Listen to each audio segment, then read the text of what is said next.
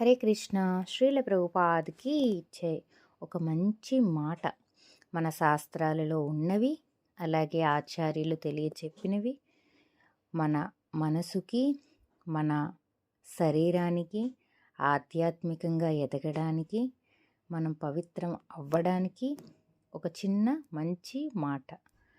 మంచి రోజు అంటే ఏ రోజు?